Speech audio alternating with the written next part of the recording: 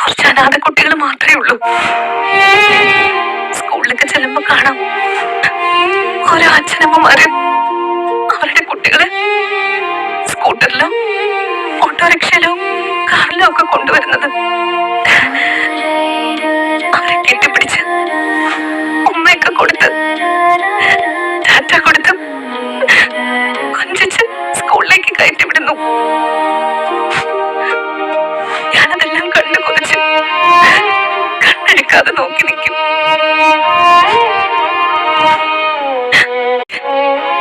ഞാൻ ഓർത്ത് സങ്കടപ്പെടും. എനിക്കില്ലേ ഒരച്ഛൻ? അതുപോലെ സ്നേഹമുള്ളൊരമ്മ എന്നെ കാണാൻ എന്നെങ്കിലും വരില്ലേ? ഒരു ദിവസം വന്നാ മതി. ഒരൊറ്റ പ്രാവശ്യം മോളെ എന്നെ വിളിച്ചാ മതി. കെട്ടിപ്പിടിച്ച് ഒരു ഉമ്മ മാത്രം തന്നാ മതി.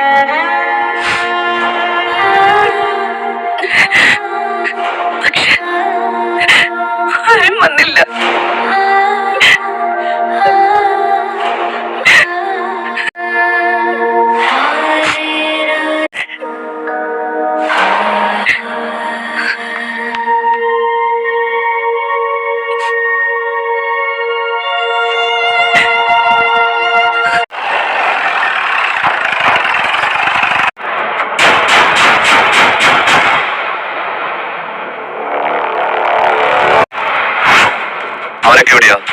ഡൈനിങ് ഹാളിൽ ഇരിപ്പുണ്ട്.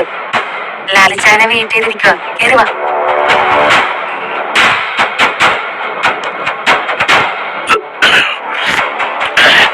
ലാലിച്ചാനെത്തി. ഔസേപ്പച്ചൻ എപ്പോ വരുമെന്ന് പോലും അറിയത്തില്ല. പിന്നെ നമ്മള് 3 പേരും കൂടെ ഒന്നിച്ചു തന്നാലേ ലാലിച്ചാനോട് പിടിച്ചേക്കാൻ പറ്റത്തുള്ളൂ. ഇവിടെ എന്താ പരിപാടി? ഞങ്ങളൊരു ബീറടിച്ചോണ്ടിരിക്കുന്നു. ഭയങ്കര ചൂടേ. അതിന് ഏറ്റവും പറ്റിയതാ കിണറിലെ വെള്ളമോ, ബീറല്ല. ഉപദേശിക്കാൻ പറ്റിയാണ്. ലാലിച്ചാനിരിക്കെ ഒരു ബീർ എടുക്കട്ടെ? ഓ താങ്ക്സ്. ഔസേപ്പച്ചൻ വന്നില്ലേ? പുറപ്പെട്ടെന്നും പറഞ്ഞ് വിളിച്ചിട്ടുണ്ടായിരുന്നു. ഇങ്ങോട്ടേക്ക് എത്തിയില്ല. അവൻ എവിടെ ചെന്നാൽ ലേറ്റ് ആണല്ലോ. നമുക്ക് ഇവിടെ ഇരിക്കണോ അതോ ലിവിംഗ് റൂമിലോട്ട്? ഇവിടെ ഇരിക്കാനാ. ഇവിടെ ആവുമ്പളേ ആൻസി എന്തെങ്കിലും തിന്നാനും കുടിക്കാനോ കൊണ്ടുതരും. ഇരിക്കച്ചാ.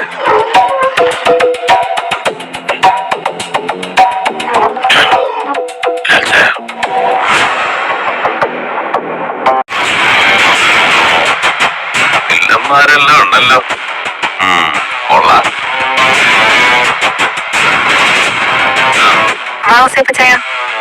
എല്ലാരും വെയിറ്റ് ചെയ്യാ. റീത്താമ്മ ചേച്ചി വിളിച്ചിട്ടാണ് ഞാൻ ലാലിച്ചാനെ വിളിച്ചത്.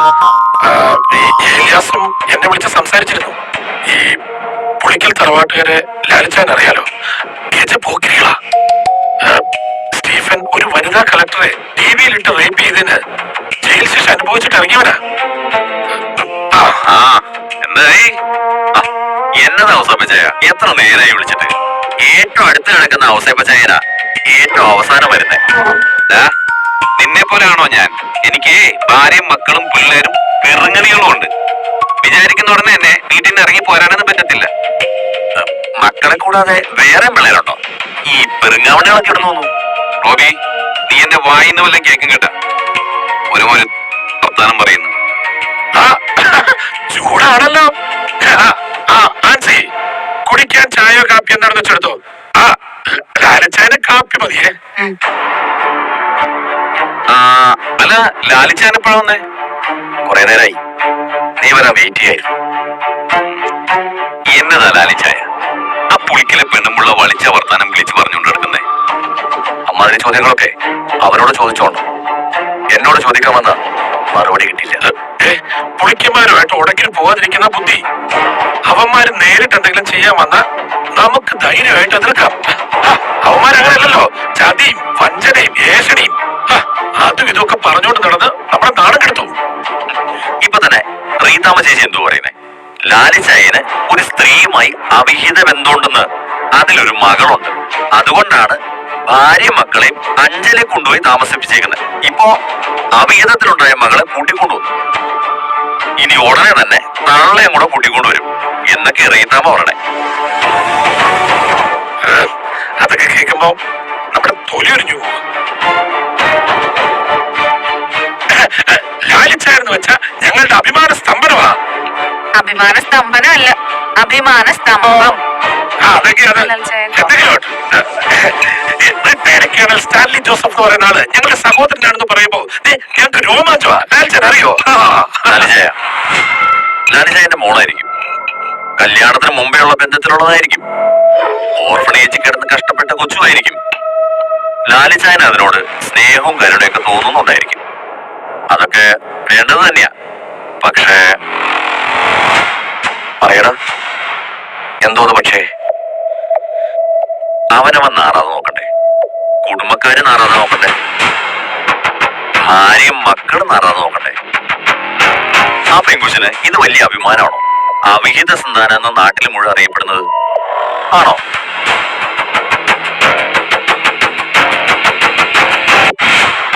ഉപേക്ഷിച്ച് കളയണമെന്നൊന്നും ഞങ്ങൾ ആരും പറയുന്നില്ല. കുളത്തൂപ്പുഴയിലെ വീട്ടിൽ തന്നെ താമസിപ്പിക്കണം. അവിടുന്ന് വേറെ എവിടെയെങ്കിലും മാറ്റിയ ഒരു കുഴപ്പമില്ലായിരുന്നു. അതെ, കൊടുക്കാനുള്ളത് കൊടുത്തോ, കൊടുക്കേണ്ടത് ഞങ്ങൾ ആരും പറയുന്നില്ല.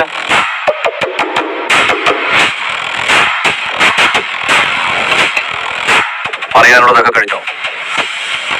ഇനി ആർക്കെങ്കിലും എന്തെങ്കിലും പറയാനുണ്ടോ? ഇലയ്ക്കും മുള്ളിനും കേടില്ലാതെ ഈ പ്രശ്നം തീർക്കാൻ പറ്റുമെങ്കിൽ എല്ലാവർക്കും അതല്ലേ നല്ലത്. ഇനി എനിക്ക് പറയാനുള്ളത് പറയാം. 24 വർഷം മുമ്പ്, അതായത് എന്റെ കല്യാണത്തിന് മുമ്പ്, ആഗ്രയിൽ വെച്ച് ഒരു പാലാക്കാരി പെണ്ണുമായി ഞാൻ സൂപ്പർ പ്രേമത്തിലായിരുന്നു. അത് നിങ്ങൾക്ക് എല്ലാവർക്കും അറിയുന്ന കഥയാണ്. ഞങ്ങൾ ഒന്നിച്ച് കുറച്ചു കാലം താമസിച്ചു. പക്ഷേ കല്യാണം കഴിക്കാൻ പറ്റി. തമ്മിൽ പിരിഞ്ഞുപോയി. അത് വിധി, അല്ലെങ്കിൽ ദുർവിധി. ആ ബന്ധത്തിൽ ജനിച്ച കുഞ്ഞിനെ 23 വർഷത്തിന് ശേഷം വിധി എന്റെ കയ്യിൽ കൊണ്ടുതന്നു. ഞാൻ അവളെ ആദ്യമായാ കാണുന്നത്. തന്നെ തിരിച്ചറിഞ്ഞപ്പോ ഞാൻ അവളെ എന്റെ മകളായി സ്വീകരിച്ചു, എന്റെ കൂടെ താമസിപ്പിച്ചു.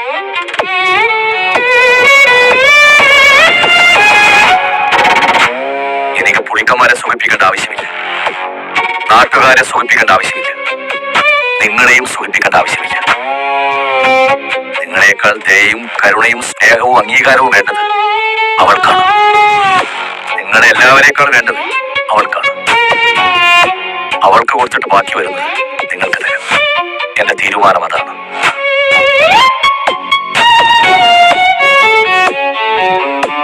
വേറൊരു കാര്യം പറയാം.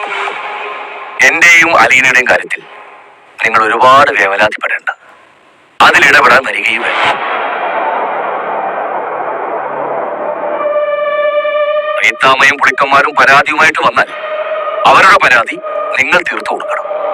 പറ്റിയില്ലെങ്കിൽ എന്റെ അടുത്തേക്ക് വിട്ടിട്ട് മാറി നിന്നോളാം. എന്റെ പ്രശ്നങ്ങൾ ഞാൻ തന്നെ ഡീൽ ചെയ്തോളാം. ഓക്കെ?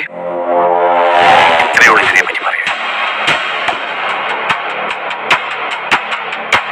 വേറെ എന്തെങ്കിലും വിശേഷങ്ങളുണ്ടോ?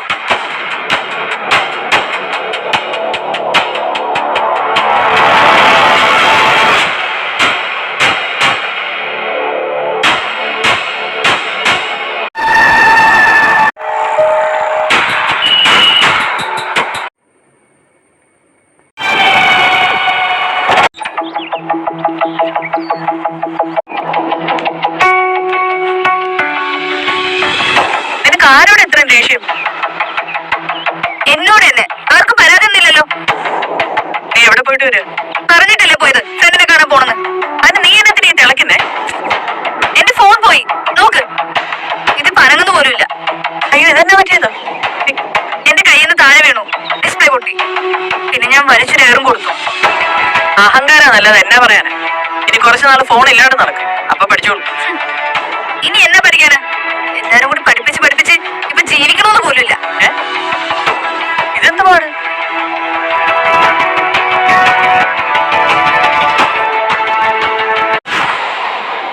നീ ടൗണിൽ പോയായിരുന്നോ?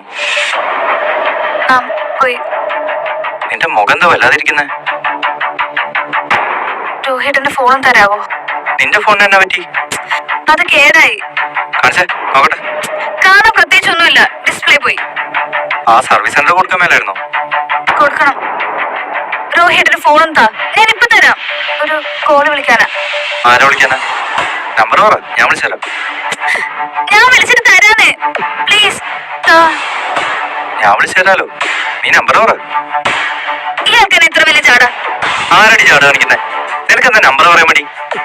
രോഹിതന്റെ ഫോൺ എനിക്ക് വേണ്ട, തീർന്നില്ല പ്രശ്നം.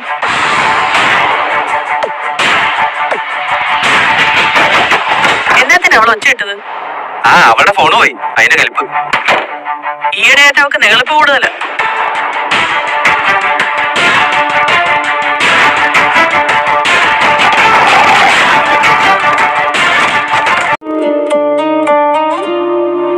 എന്നാ ഭ്രാന്താടി കാണിച്ചു വെച്ചേക്കുന്നേ?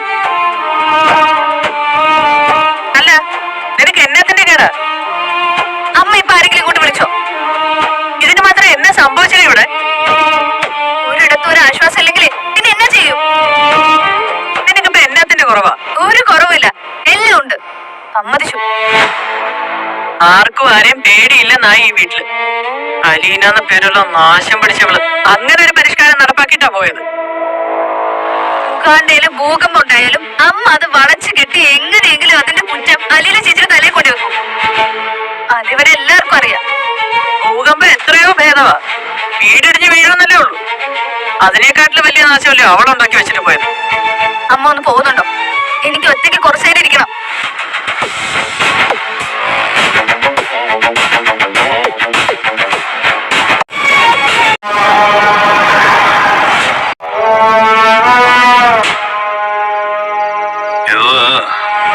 നീ ഇവിടെ കിടന്നാ മതി കേട്ടോ.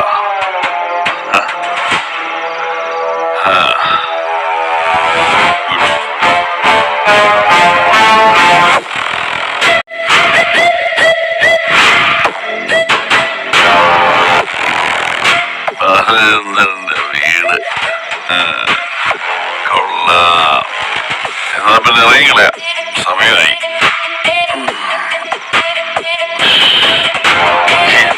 നാലിനെതിരെ നീ പുല്ലോലിയില്ലായിരുന്നോ?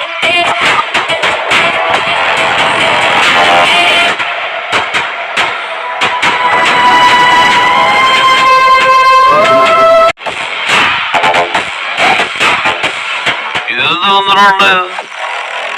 എന്ത് നോക്കാതെ? നീ ഇപ്പൊ വൈദ്യത്തിൽ വേണത് പോലെയാ.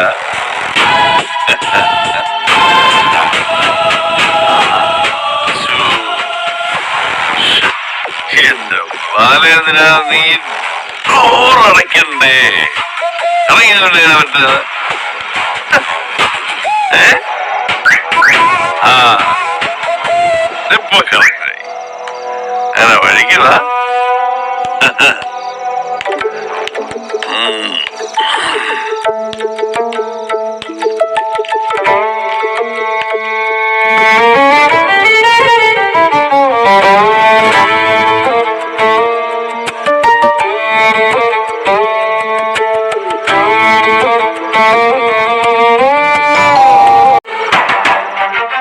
ആരടി?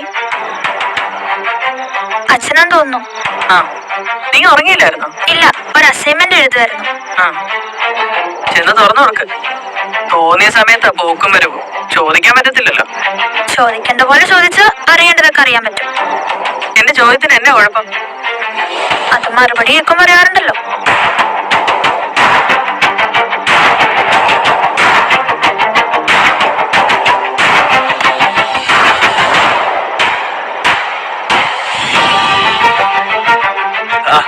അച്ഛനോളെ ധൈര്യമായിട്ട് തോന്നോ?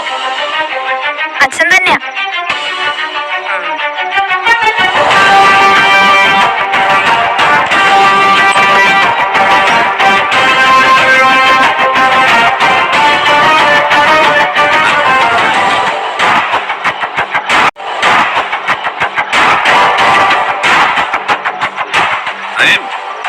ഉറങ്ങിയില്ലായിരുന്നോ മോളെ?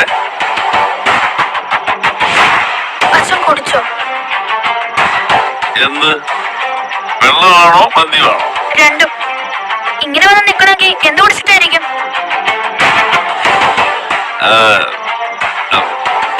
വെള്ളം ഒഴിച്ച് ഒരിച്ചിരി മദ്യപിച്ചു എന്ന് പറഞ്ഞാൽ അത് സത്യമാണോ കളാണോ? സത്യം, മദ്യപിച്ചു. ആ യെസ്, ഞാൻ കീഴടങ്ങും. എന്നിട്ട് മദ്യപിച്ചു.